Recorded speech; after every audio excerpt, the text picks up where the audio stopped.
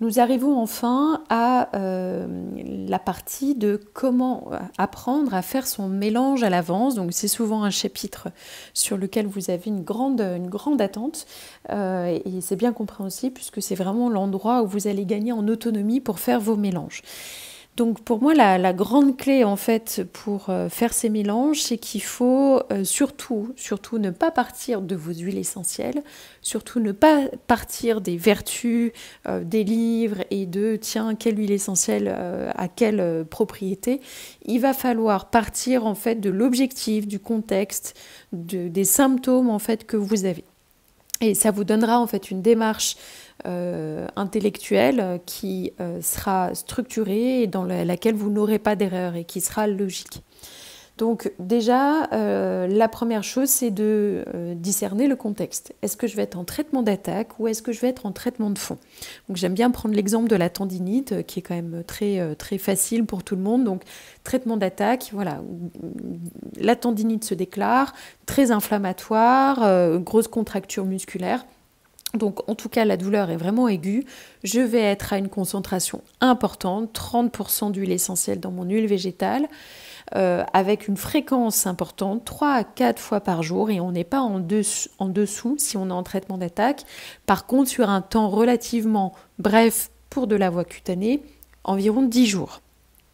Donc plus je suis concentrée, plus je suis fréquent a priori parce que je suis en aigu, j'ai un besoin. Par contre, je suis court dans le temps. En traitement de fond, où je vais pouvoir me faire une huile de massage pour une prise en charge de 2 à 3 mois, je vais être en application matin et soir et je vais avoir des concentrations différentes en fonction de l'objectif. Si je suis pour une indication du système locomoteur, donc les actions musculaires, tendineuses ou articulaires, je vais chercher une concentration de 10% d'huile essentielle dans mon huile végétale. Si l'objectif est à visée circulatoire ou lymphatique, donc jambes lourdes, cellulite, problèmes hémorroïdaires, je suis à 7% d'huile essentielle dans mon huile végétale. L'action système nerveux, une huile sommeil, une huile vitalité, une huile anti-stress, je suis à 5% d'huile essentielle. Une action cicatrisante, comme un sérum cicatrisant, je vais être à 3% d'huile essentielle. Et l'action cosmétique, celle du quotidien, de la crème de jour, de la crème de nuit, de l'huile à barbe ou je ne sais quoi, on est à 1% d'huile essentielle, pas plus. Je rappelle au passage que pour les mélanges qui sont à destination des muqueuses, de toute façon, quoi qu'il en soit, on ne dépasse jamais 10% d'huile essentielle dans de l'huile végétale. Et vous rappelez aussi que je préférerais que vous ayez gagné un petit peu en expertise avec les modules experts pour commencer à éventuellement investiguer ces voies d'administration qui sont un peu spécifiques. Voilà, donc déjà, le fait d'avoir posé ces jalons, ça lève un sacré flou en fait. Là maintenant, on sait déjà quelles vont être mes concentrations à chercher. Traitement d'attaque 30%, traitement de fond, la règle des 1, 3, 5, 7, 10 en fonction de l'objectif. Donc après, on va passer à comment, une fois que j'ai mes concentrations, très bien, mais qu'est-ce que je fais de ma concentration? Comment je calcule le volume d'huile essentielle? Voilà. Alors c'est très simple en soi, c'est une histoire de produit en croix, donc c'est accessible à tout le monde. Après, voilà, il y a des réticents au calcul et c'est bien normal. Donc là, je vous ai refait un petit tableau qui, je pense, est simple. Peut-être faudra que vous le repreniez 2-3 fois, mais une fois que vous avez pris le coup, c'est très facile à faire. Donc là encore, aussi surprenant que ça vous paraisse, on ne part pas de quelle huile essentielle je veux employer, je pars de mon objectif. Donc l'étape numéro 1, donc faire un mélange, ça se fait en 4 étapes. Première étape, je définis mon objectif. En deuxième étape, je fais mes conversions. En troisième étape seulement, je vais faire ma formulation, c'est-à-dire ma répartition et mon choix d'huile essentielle. Et en quatrième étape, le remplissage de mon flacon. Donc en première étape, je détermine mon objectif.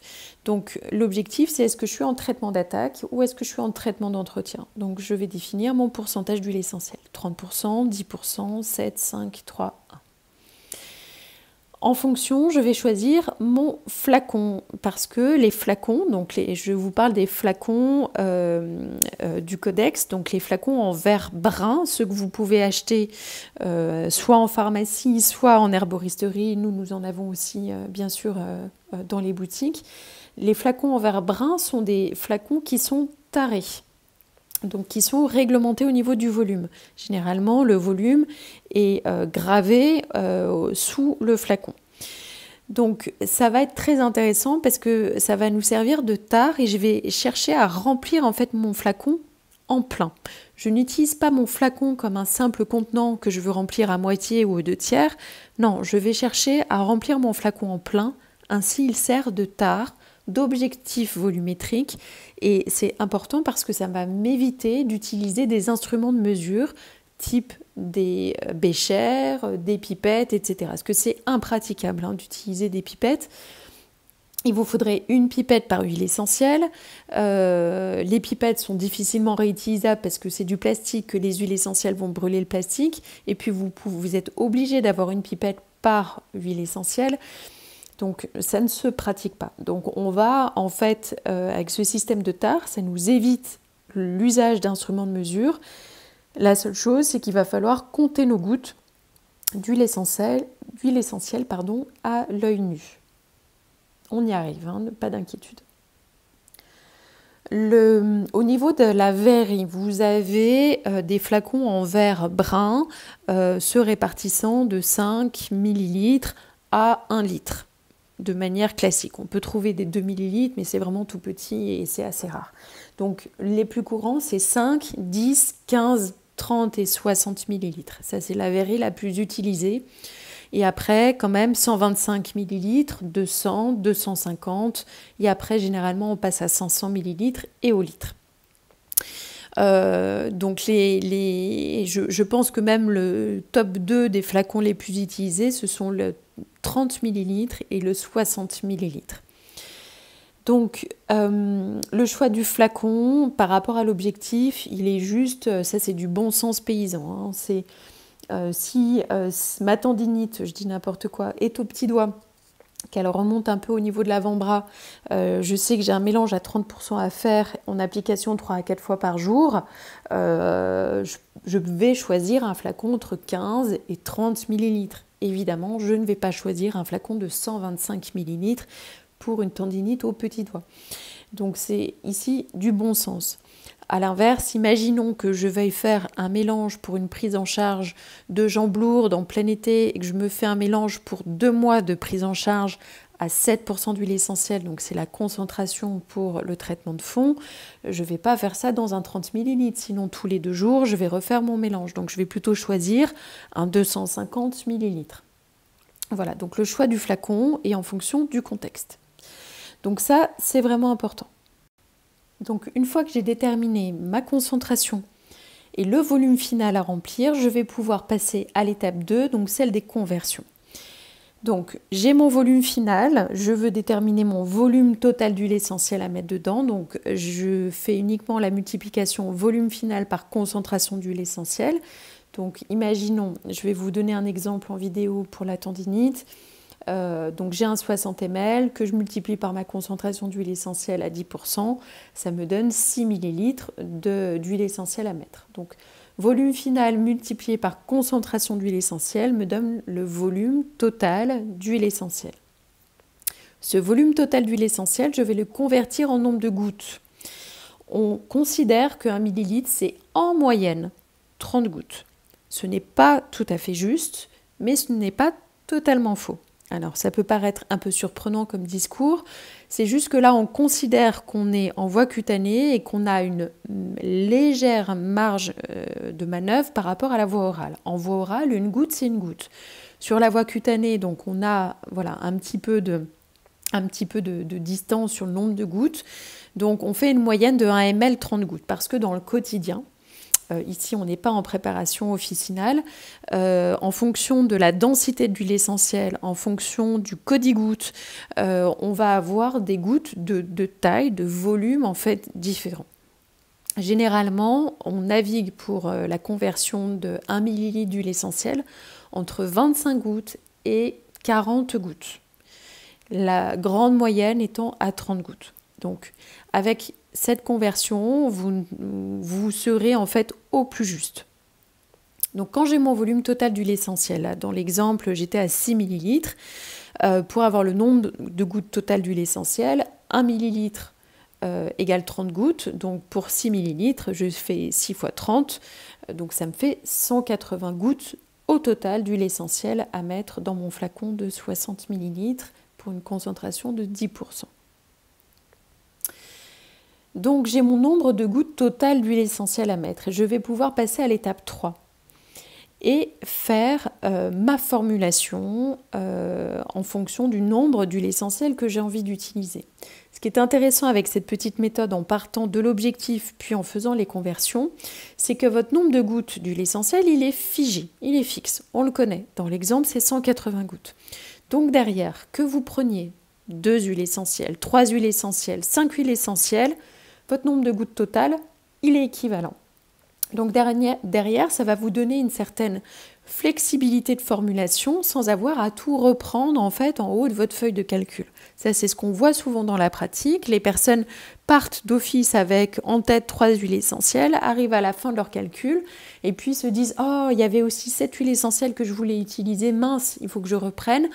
Ou inversement, vous arrivez devant votre étagère et vous vous rendez compte que vous n'avez pas assez de telle ou telle huile essentielle, auquel cas vous devez la retirer de votre formulation. Bref, à toutes ces flexibilités, le fait d'avoir un nombre de gouttes totales, c'est plus facile, ça va vous permettre vraiment une laxité, une créativité en fait importante en fin de formulation.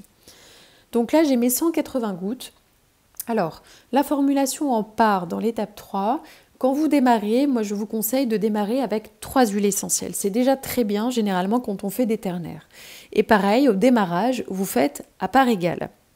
Donc j'ai une huile essentielle A, petit b et petit c. 3 huiles essentielles et à part égale. Donc 180 divisé par 3, je vais retomber sur 60 gouttes de chaque. Ça c'est facile. Alors, le fait de parler en parts ou en unités est intéressant parce que ça va permettre d'avoir une approche, j'ai envie de dire, un petit peu plus visuelle au rapport de force des huiles essentielles les unes par rapport aux autres. Si je prends en fait l'exemple de ma tendinite, et en aigu, je veux plus une action décontractante musculaire qu'une action anti-inflammatoire. Eh bien, je vais monter en fait ma concentration de l'huile essentielle décontractante musculaire pour qu'elle soit plus efficace en fait dans mon mélange. Donc, par exemple, je vais avoir l'huile essentielle petit a à 1 part et je vais vouloir monter la force de l'huile essentielle petit b à 2 parts et l'huile essentielle petit c, je la laisse à 1 part. Donc, voilà, une notion de rapport de force, comme si vous aviez un petit peu des plateaux d'une balance et que voilà, vous modulez en fait en fonction de l'importance que vous voulez accorder aux vertus d'une huile essentielle par rapport à une autre. Donc si je dis 1 part, 2 parts, 1 part, je vais avoir 180 gouttes divisé par 4. Donc ça me fait 45 gouttes pour un équivalent d'1 part. Donc mon huile essentielle petit a, 45 gouttes. Mon huile essentielle petit b avec 2 parts, ça va faire 90 gouttes. Et mon huile essentielle petit c, 45 gouttes. Bon, j'espère que c'est assez clair ici en audio. De toute façon, je vais vous refaire l'exemple en vidéo.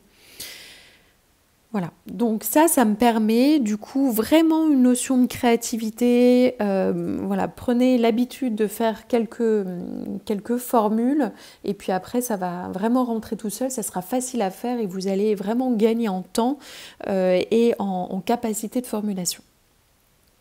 Donc une fois que j'ai déterminé mon nombre de gouttes, je vais passer au remplissage du flacon. Donc je vais mettre mes 45 gouttes de l'huile essentielle petit a, je compte mes gouttes. Si je suis à 43 ou à 47 gouttes, c'est pas grave. Par contre 35 ou 55, c'est pas la même histoire. Donc je suis au plus proche de 45. Huile essentielle petit b, je compte mes 90 gouttes. Mon huile essentielle petit c, je compte mes 45 gouttes. Et je vais remplir par la suite le volume restant avec mon huile végétale. Voilà. Donc je mets d'abord mes huiles essentielles et je monte au niveau en haut du flacon. Alors pour la tare dont je vous parlais de ces flacons en verre brun, c'est au niveau de la cassure. C'est pas tout en haut au niveau du goulot, c'est au niveau de la cassure. Donc je remplis mon flacon jusqu'à la cassure avec mon huile végétale ou mes 2 huiles végétales que vous pouvez compléter à l'œil nu. Vous n'avez pas besoin d'instrument de mesure pour les huiles végétales. Et voilà. Donc là, votre mélange, il est terminé. Vous le dynamisez. Donc la dynamisation, je vous la montrerai en vidéo, mais donc il s'agit de créer un vortex ou juste un lemniscate en fait pour vraiment bien mélanger et énergétiser en fait votre mélange.